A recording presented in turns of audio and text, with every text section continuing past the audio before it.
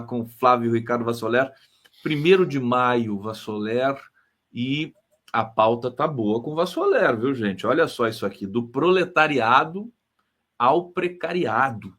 E aí, Vassoler, o que nós comemoramos, o que nós não comemoramos nesse 1º de maio global? Bem-vindo, querido. Obrigado, Conde. Mais uma vez, bom dia para vocês, né? Esse vai ser, inclusive, o tema do próximo programa da Filosofia do Cotidiano, nesse sábado, 3 de maio de 2025. Eu vou falar exatamente sobre esse tema, do proletariado ao precariado, as metamorfoses do trabalho. E é um tema fundamental aí da nova sociologia do trabalho, toda a minha vida é transpassada por esse tema, né? Como milhões e milhões de brasileiros e brasileiras, os meus pais saíram da roça, saíram do interior do Brasil. A gente fala roça, né? Que são os interiores do Brasil. Minha mãe e minha avó do interior de São Paulo. Meu avô já tinha morrido a essa altura, e o meu pai, Tadeu, do norte do Paraná, e eles migraram ali para a região do ABC Paulista, justamente porque o Brasil, na periferia do capitalismo, pensando em como desenvolver setores estratégicos e competitivos para atrair grandes indústrias, estando o Brasil em atraso em relação aos países do capitalismo central, o Brasil, com Juscelino, ali em meados do século XX, se abre para as multinacionais e recebe parques automotivos de grandes montadoras dos Estados Unidos, montadoras da Europa, e o ABC Paulista se torna o maior parque automotivo do mundo naquela época, conjuminando tanto as montadoras quanto as suas subsidiárias ali da região de Santo André, São Bernardo, São Caetano, Diadema, Mauá, Ribeirão Pires. Ali se forma o moderno proletariado brasileiro, né? Que é da onde saiu o Lula, né? E da onde saiu a minha família, da onde saiu o Lula sai, que a gente sabe, né? Ele nasce no interior de Pernambuco, vai para Vicente de Carvalho, se forma trabalhador, faz um Senai ali em São Bernardo, depois ele se torna operário, líder sindical e tudo mais. Então, tudo isso que eu estou dizendo para vocês é para colocar que a luta da classe trabalhadora, que remonta à Revolução Industrial, as lutas com greves, com piquetes, com muitas mortes, repressões da polícia, contra o trabalho infantil, contra o trabalho das mulheres gestantes, dos idosos, para regularizar a jornada de trabalho. No começo da Revolução Industrial, a gente lê o livro A Situação da Classe Trabalhadora na Inglaterra, do Engels, ali, um livro do século XIX, obviamente, quando ele viveu, é uma coisa estarrecedora. Você pode ler Oliver Twist, também do Charles Dickens ali, e isso tem um retrato daquele momento histórico, é uma coisa estarrecedora. O Germinal, outro romance maravilhoso do Émile Zola, e tudo, eu estou dizendo isso porque toda essa luta acumulada, depois, claro, com a Revolução Russa e a União Soviética se formando após a Guerra Civil vencida pelos bolcheviques, tudo isso fez, e claro, a vitória que está chegando aí, semana que vem, com certeza eu vou trazer como um dos temas os 80 anos da vitória da União Soviética na Segunda Guerra Mundial, que os russos chamam de Grande Guerra Patriótica.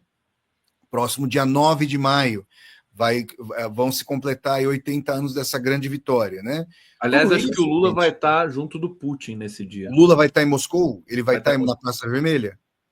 Olha só. Histórica essa presença do Lula por lá. Tudo isso, gente, fez com que a classe trabalhadora conseguisse arrancar dos capitalistas ao redor do mundo, claro, não de maneira homogênea, sempre a gente tem a dependência do grau de organização da classe trabalhadora, do grau da sua politização, do grau da sua força. Por exemplo, o Brasil nunca conseguiu os direitos trabalhistas que foram angariados, né,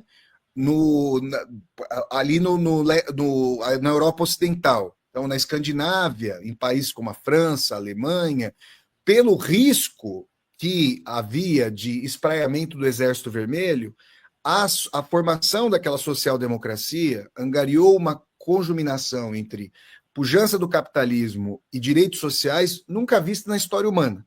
Hoje a gente está vendo a destruição da social-democracia europeia, não confundir com o arremedo de partido da social-democracia brasileira, que agora, que Deus o tenha, né, que está morrendo, mas ali a gente teve uma combinação formidável.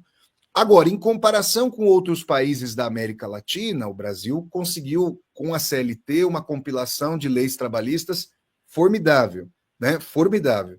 E eu estou dizendo isso porque a minha família, de classe trabalhadora, só conseguiu comprar uma casa no bairro Operário, no bairro dos Casas, em São Bernardo do Campo, por causa das leis trabalhistas, por causa dessa luta acumulada. E é muito triste, então, pensar que se fosse hoje, Conde, não teriam conseguido. Não conseguiriam. E por quê? As mudanças na estrutura de produção do capitalismo, né, têm implicado a precarização do trabalho. E essa precarização tem consequências funestas e terríveis para as sociedades atuais. Então, essa precarização ela vai no molde da terceira, já da terceira e da terceira para a quarta revoluções industriais, a Revolução Terceira de meados da década de 1970, com a microeletrônica, com a automação, com o início da automação. Essa grande montadora onde meu pai trabalhou, ela fica na Via Anchieta. Quem conhece São Bernardo sabe de que montadora eu estou falando. Vou falar o nome aqui da empresa, mas vocês podem passar. Vocês passam lá, a montadora é gigantesca, né? Você tem um grande painel lá, ou pelo menos tinha, não sei como é que está lá agora, e se colocava assim, olha, a linha de produção do carro X, do carro tal, é totalmente automatizada. Isso significa que essa montadora que dominava o mercado brasileiro ali em meados da década de 70, com mais de 40 mil funcionários de uma empresa. Impressionante, né? Mais de 40 mil. O Lula cansou de ir para a porta dessa empresa lá em São Bernardo para fazer chamamento de greve e tudo mais. Hoje tem menos de 10 mil. Menos de 10 mil. E o mercado de veículos do Brasil hoje é muito mais plural e multifacetado. Então, tudo isso que eu estou colocando é que os sindicatos estão sob risco, o ataque após o golpe parlamentar contra a Dilma também foi um ataque, como nós sabemos, contra a CLT, contra a estrutura sindical, o chamamento das centrais sindicais é muito mais tênue, os novos trabalhos precarizados dessas plataformas digitais, eles, além de não conferir direito algum, agora os trabalhadores e trabalhadoras, os entregadores e entregadoras estão tentando se reunir para realizar, você vê, um retorno historicamente configurado com mais dificuldade, você não está sendo explorado numa mesma unidade fabril, numa mesma empresa, numa mesma esteira de produção. Você está fragmentado. Essa fragmentação faz com que todo o custo do trabalho... Outro dia eu peguei aqui um carro de aplicativo, o cara parou no posto de gasolina para pôr gasolina, quem é que pagou? Foi o aplicativo? Não, foi ele. Ele que paga do bolso dele, né? Claro, tirou da carteira, tirou do bolso. Se ele ficar doente, ele que arca. E assim, em termos da consciência de classe para si, em si e para si, vamos dizer assim, em termos subjetivos, da percepção, a exploração objetiva está ali, só que a percepção objetiva é de empreendedorismo, como muitos já se vem falando sobre isso. Isso é uma tragédia.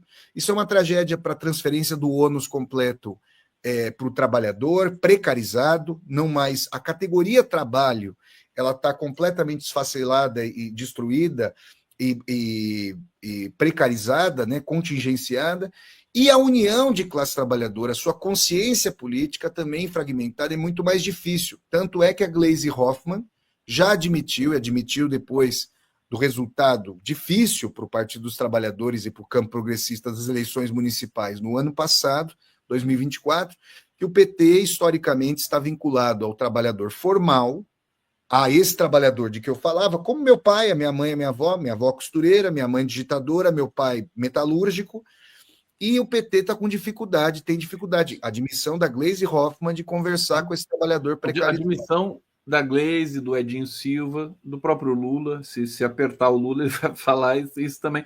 E é quase um ser em extinção, né? Esse trabalhador. Difícil. Então, por tudo isso, é um tema muito, já que a gente está no dia. Primeiro, parabéns aí aos trabalhadores e trabalhadoras. os que ainda são proletarizados e os que são precarizados, continuo sendo, claro, um trabalhador, só que, claro, pelo privilégio de ter podido estudar, a exploração que eu sofro é uma exploração economicamente melhor do que a dos meus pais, sem sombra de dúvida, mas continuo, obviamente, sendo um trabalhador e me reconhecendo como trabalhador. Fantástico o teu relato, Vassoler. Depois eu vou fazer cortes especiais aqui. Obrigado. E o pessoal já está comentando isso. Me impressionou muito. Aliás, trabalhadores proletários e precarizados univos, né? Tem que acrescentar uma palavra, né? Claro. Me impressionou muito você descrever essa história da sua família que conseguiu comprar uma casinha, né? E que hoje isso não é mais possível, né? Ah, não. Como é que você vai? Ninguém está falando isso, que é uma coisa tão importante do planejamento desses trabalhadores. Eu digo o seguinte: a minha irmã só estudou numa escola melhor. Olha só a importância disso. Quando a minha família se viu sem o ônus de ter que pagar um aluguel, porque meu pai, minha mãe e minha avó pagavam aluguel, os três, hein, juntando os salários baixos, juntando pagaram aluguel. Quando eles pararam de pagar aluguel, me lembro disso até hoje, acho que é uma das lembranças mais importantes da minha vida e da minha infância. Eles estavam se abraçando na cozinha de casa, e aí eu era criança, eu tinha 5, 4, deixa eu pensar, não, tinha uns 6 anos.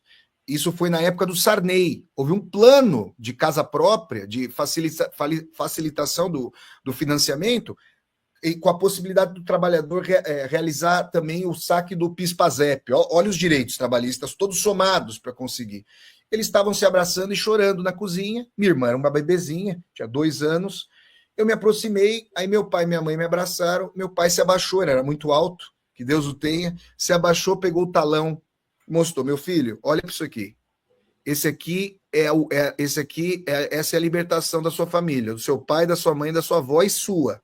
Porque esse talão aqui é o último, que tem a última prestação de aluguel. Nunca mais a gente vai pagar aluguel na vida. Essa casa é nossa agora. E estava chorando. E comprou a casa que alugava. Comprou a mesma casa. Comprou aquela casa lá. É uma casa no bairro dos Casa. O bairro dos Casa. Aliás, Conde, olha que coisa. Tem várias coisas da vida do Lula que se cruzam com a vida dos meus pais. A família da Marisa Letícia é fundadora do bairro dos Casas, em São Bernardo. Conversava com o Joaquim de Carvalho anteontem sobre isso.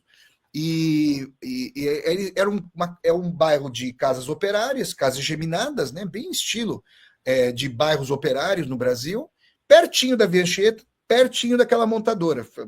A montadora fica ali a 1,5 km, se tanto, lá da onde a gente morava, ali na travessa da Avenida Capitão Casa, no bairro dos Casas. Então, imagina, como é que você vai a um banco fazer um financiamento se você não tem segurança da sua renda? O banco nem te recebe. É claro que não vai te receber. Você faz um financiamento que você tem estabilidade de emprego, cara, você soma as rendas da família, todas estáveis, né? Minha mãe se tornou, olha que coisa, minha mãe foi trabalhadora municipal, funcionária municipal, mas a empresa foi, imagina isso hoje, a empresa de processamento de dados onde minha mãe trabalhava foi estatizada, foi municipalizada. Isso mudou a vida. Minha mãe se aposentou era um salário baixo, mas se aposentou com salário estatutário, que é o salário da íntegra, antes das reformas odientas aí da Previdência, acabando com isso. Isso também fez toda a diferença na nossa vida, porque senão nós teríamos começado a trabalhar mais cedo se não fosse isso, porque o salário da minha mãe, se fosse pela iniciativa privada, seria mais baixo. Então a vida de muitas pessoas, como a minha, como a da minha irmã, são vidas amparadas pelos direitos trabalhistas. Por isso que é com muita dor no coração, com muita tristeza, que eu vejo a destruição da CLT, que eu vejo a destruição dos direitos trabalhistas, que eu vejo a destruição Isso. Aí eu conversei agora com um advogado, um querido amigo, o Eduardo, o marido da Giselda, a gente se encontrou no domingo para tomar um café, foi super legal, e ele falou, olha, certas degolas, certas destruições da CLT foram contidas aí por STJ, STF. De qualquer maneira, a gente sabe que é um ataque mundial, né? São as mudanças estruturais, substantivas e qualitativas do trabalho no capitalismo atual, e é difícil, as entidades de proteção da classe trabalhadora estão sendo destruídas, né? Precisa haver alguma resposta para isso, e a história mostra que as respostas, elas elas vêm, né? Cedo ou tarde elas acabam vindo, não pode demorar muito. Aliás, quando eu vejo o Trump falando nos Estados Unidos de retomar empregos das plantas de montadoras e tudo mais, delírio puro, né? Porque quer dizer, não tem mais esse trabalhador, esse perfil, quer dizer, tem que modificar, né? Você não acha que o Trump ele tem essa coisa, ele está meio que no século XX, né? A cabeça Exato, dele. quer dizer, vastas frações da população mundial, elas vão precisar daquilo que o Suplicy sempre diz, né, a renda mínima Renda universal, porque básica. não vão conseguir se inserir mais no mercado de trabalho, porque aquele tipo de trabalho, o trabalho da minha mãe, Conde, não existe mais a ProSBC em São Bernardo, porque o trabalho de digitação da minha mãe, de olerite e tudo mais, é feito pelo computador, é feito por máquinas hoje, está todo automatizado. Inclusive o trabalho do meu pai, na linha de produção. Então, a gente vê essa substituição. Agora, é preciso garantir que essas pessoas possam, então, ter capacidade de inserção ou reinserção, mas por meio de educação. Olha aí, projeto de exclusão dessas pessoas, de precarização. Para onde essas pessoas vão? O medo que nós temos é justamente que amplas facções estão dominando territórios brasileiros, aí a gente pode deduzir. Se o Brasil não tiver um projeto de reindustrialização, mas um projeto de reeducação, um projeto de renda mínima, o que muitas pessoas do antigo proletariado, atual precariado, tendem a fazer? Essa é a nossa grande preocupação, né?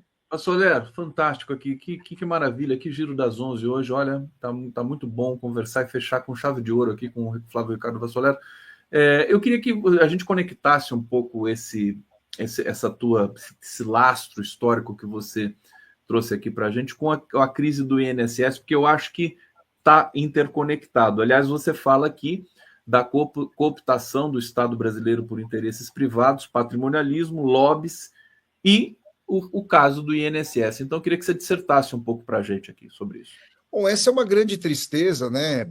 E isso mostra, acho que a gente tem que ter a clareza e a lucidez de perceber como entra governo, sai governo, esses que o Raimundo Fauro, aliás, o livro do Raimundo, aqui, esse livro aqui que é muito interessante, Os Donos do Poder, do Raimundo Fauro, está aqui pertinho, grande sociólogo brasileiro, se eu não me engano, do Rio Grande do Sul, que fala da questão do patrimonialismo. O Gessé Souza o critica, porque atribui uma disfuncionalidade pura e simples do Estado brasileiro, como se, digamos, esses cupins que corroem a estrutura do Estado brasileiro, numa coligação aí política, fossem os maiores corruptores e não o lobby da iniciativa privada. Eu acho que a gente pode somar as apreciações do Fauro e do Gessé.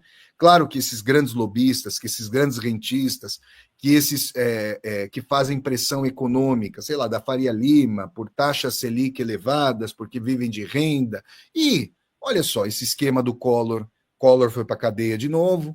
Esse esquema, Conde, uma propina lá que foi descoberta, dinheiro visto, 20 milhões, não, acho que não de dólares, de reais, isso é uma, hein?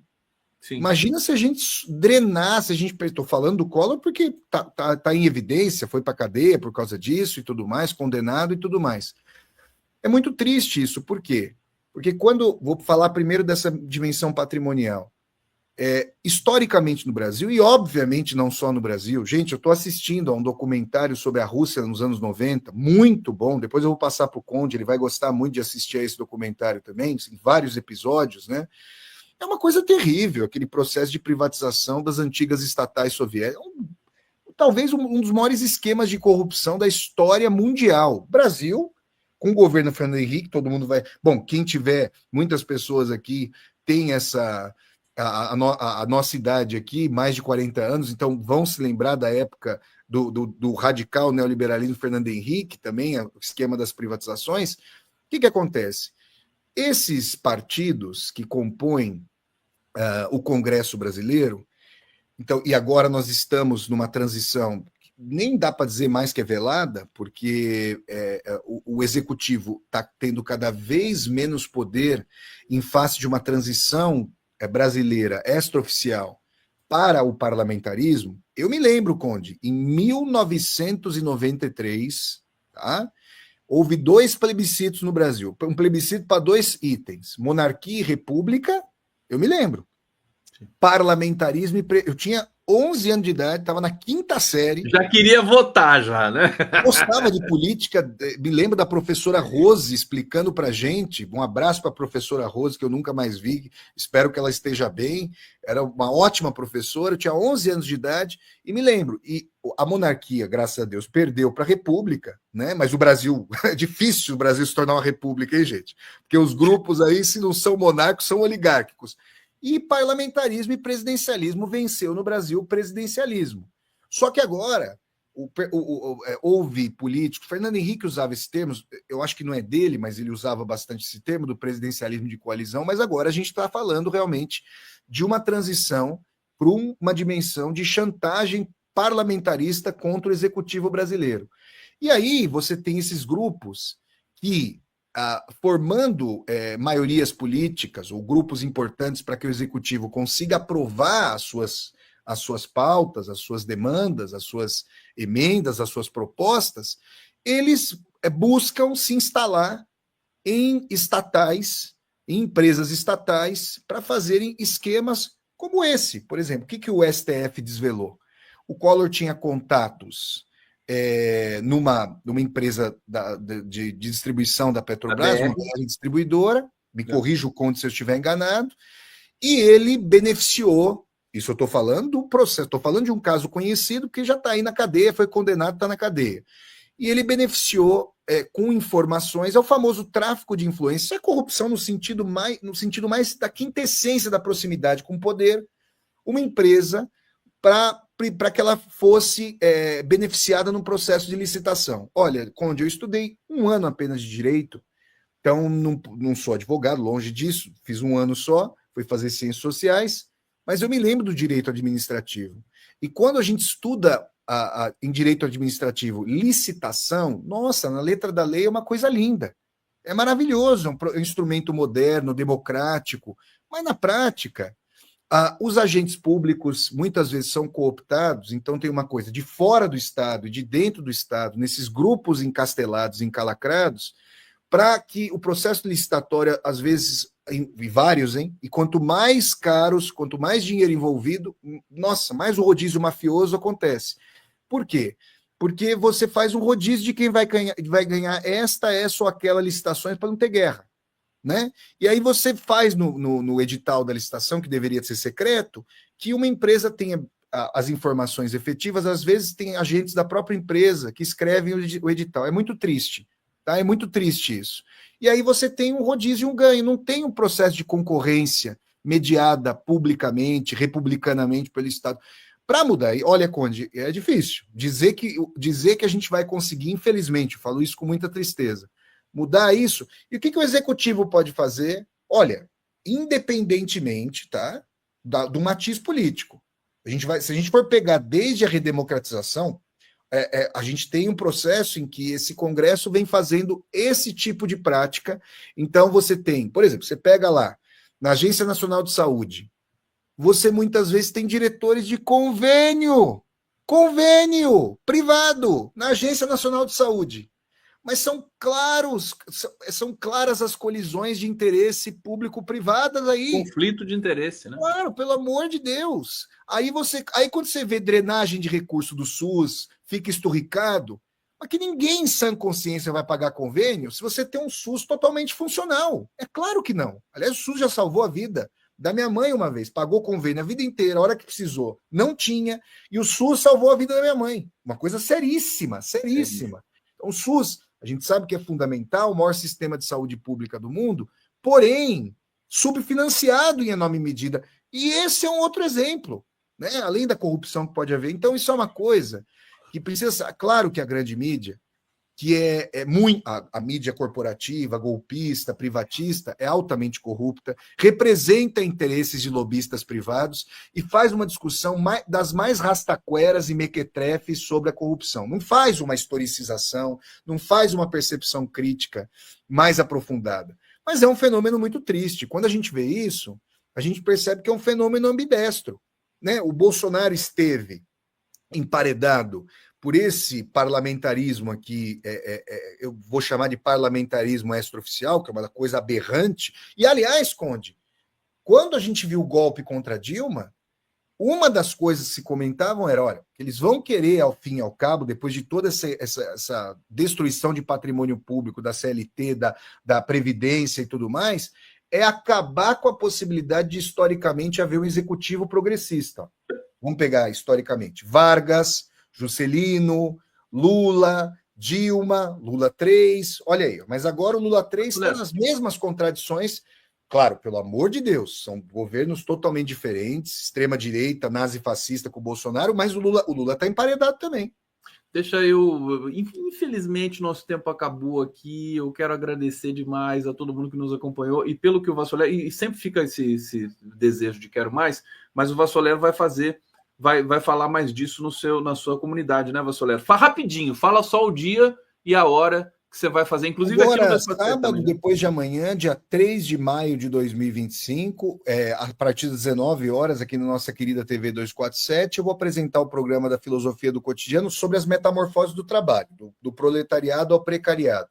E aí, essa questão da corrupção tem que ser debatida. A gente começou aqui, faço uma live, mando para a TV 247. Combinar um novo encontro. A hora que você quiser, tamo junto.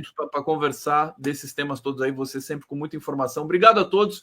Um excelente 1º de maio para todo mundo aqui. Tem um último comentário aqui do Alberto Serra. Conde, você e o professor Vassoler são minhas referências. Sempre assisto Filosofia do Cotidiano também. Obrigado, Forte abraço aos dois. Obrigadíssimo, querido. Uma honra para a gente. Uma honra estar junto de Vassoler, tanto no coração do nosso internauta, quanto aqui no nosso... Obrigado, Conde. Satisfação está com você também, meu amigo.